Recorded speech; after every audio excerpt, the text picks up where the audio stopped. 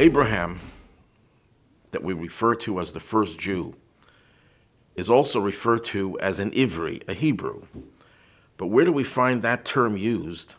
It's in the context of Abraham fighting a war against an alliance of 4 kings. You see, there was a war between an alliance of 4 kings against an alliance of 5 kings.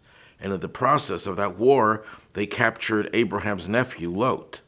So Abraham almost single-handedly, according to one opinion, single-handedly pursued the 4 kings and defeated them and liberated his nephew. And in that context, the Torah uses the word Ivri. So the question is, why does the Torah use that word Ivri specifically in the context of Abraham fighting the war against the 4 kings and saving his nephew Lot?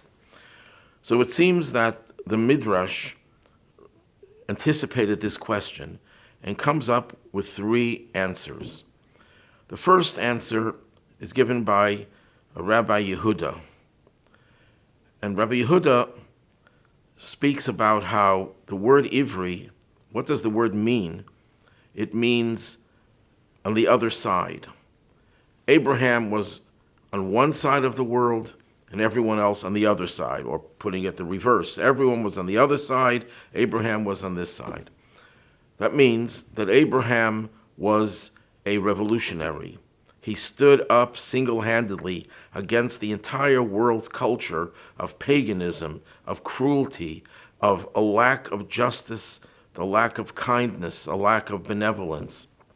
Abraham single-handedly stood up, resisted all that, not just resisted, so did Noach, resist the immorality of his time and remain to be a righteous person. But Abraham went beyond resisting and not allowing it to penetrate. He fought against it and he won.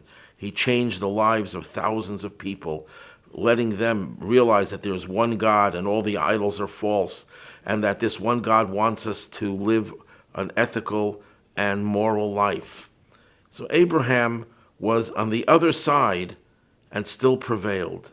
And that answers the question, why does the Torah mention the fact that he was called Ivri in the context of Abraham fighting the 4 kings to liberate his nephew Lot? Because for a person to stand up virtually single-handedly against a mighty alliance of 4 powerful kings who defeated the 5 kings who were in the process of defeating them, it took the courage that Abraham had based on his convictions. If he didn't have the conviction that there's one God who stands up for truth, who stands up for righteousness, who stands up for doing what is right and just and moral, Abraham would have never risked his life, would have never had the courage to put himself at great risk in order to produce the result of saving an innocent human being, which happened to be his nephew.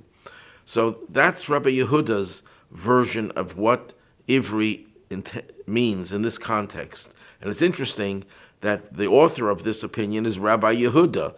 The word Yehuda is related to the word Jew. Where did the word Jew come from? Why are we called Jews?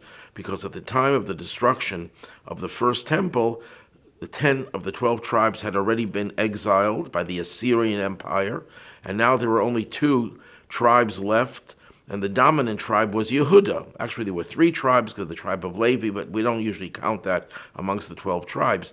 So you had 2 tribes. Yehuda was the dominant one. So anyone who came from the land of Yehuda, of Judea, was called a Yehudi. And from there, the term, the sobriquet Jew, stuck to this day. But it's deeper than that. The Talmud says that the word Yehuda, Jew, comes from a root that means to acknowledge. A Jew is one who acknowledges. Acknowledges what?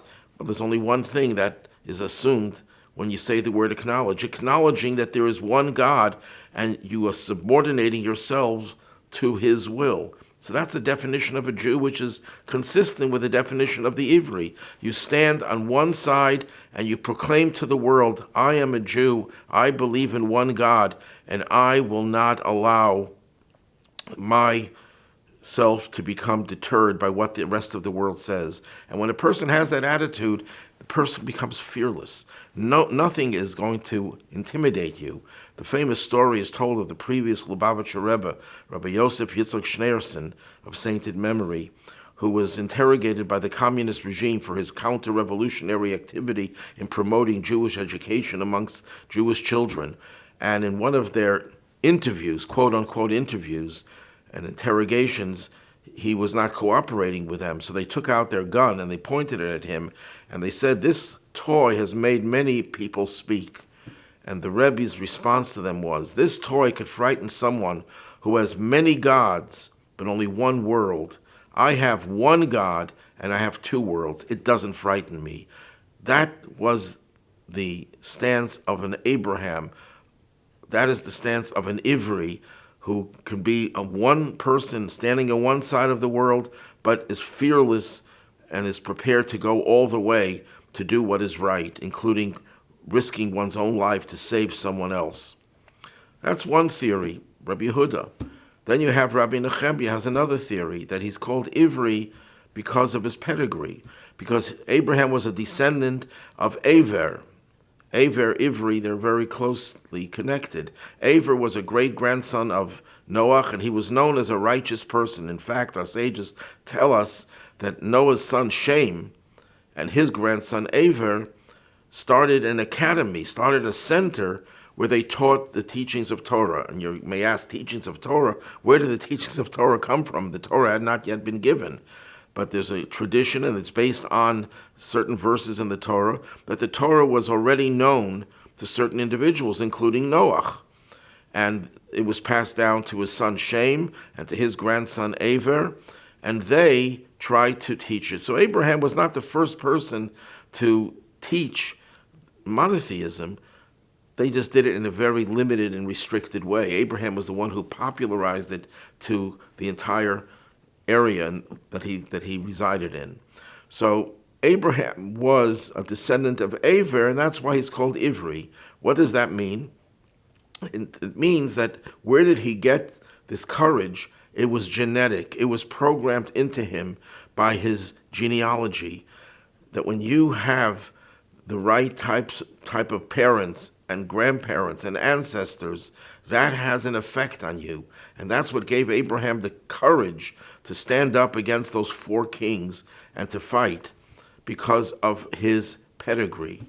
And there's a third opinion, and the third opinion fuses two explanations why he's called Ivri, a Hebrew. One explanation is that he came from the other side of the river, from a place where everyone spoke Hebrew. So it connects the geographic area, that he came from the other side of the river, and that they spoke Hebrew. What's the significance of that? So that's a third influence in Abraham's life, the environment. Now, the people he came from were not righteous people.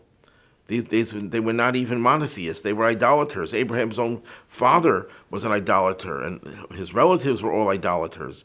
But they had a redeeming quality. Their language they spoke gave them a certain type of refinement.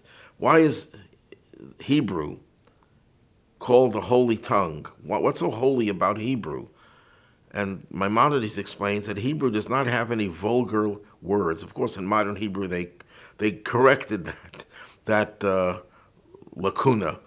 But the original Hebrew is a holy tongue because it's so pure and holy. It doesn't have terms that are vulgar and disgusting. The language is a pure language. That's Maimonides' approach to it.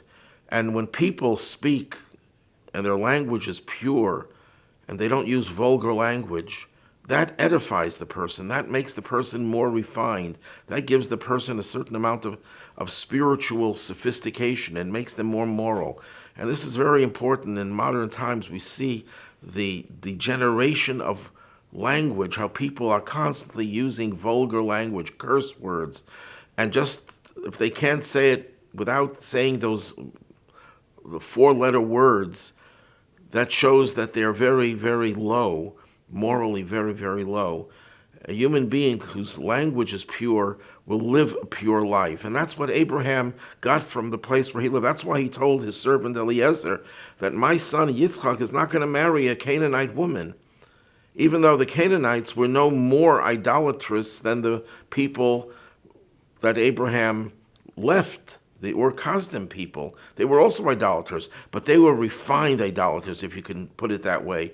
Their language was refined. So his environment that he grew up in was a positive environment, and that's what gave him the ability. Now, of course, these are not three mutually exclusive opinions. They are all combined into one. Abraham had this conviction based on his belief in one God, an absolute God who gives him the strength to do whatever is necessary to do. He also had the pedigree, and he also had the environment. We are living now on the cusp of the Messianic age, on the cusp of the final redemption through Mashiach. And we are in a better position even than Abraham. We have thousands of years of Jews who gave their lives for the belief in one God. We have the pedigree from our ancestors, not just one great-great-great-grandfather, Aver, as Abraham had. We have thousands of years of holy people that gave their lives for God and for Judaism.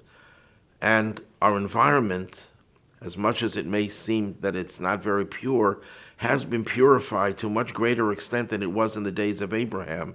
And this empowers us to stand up to the whole world and to say to the whole world, we are going to transform you. We are going to bring Mashiach that will make the whole world a world in which God's presence will be comfortable, and that will change the whole approach to life, that we will no longer have to worry about the alliance of four kings.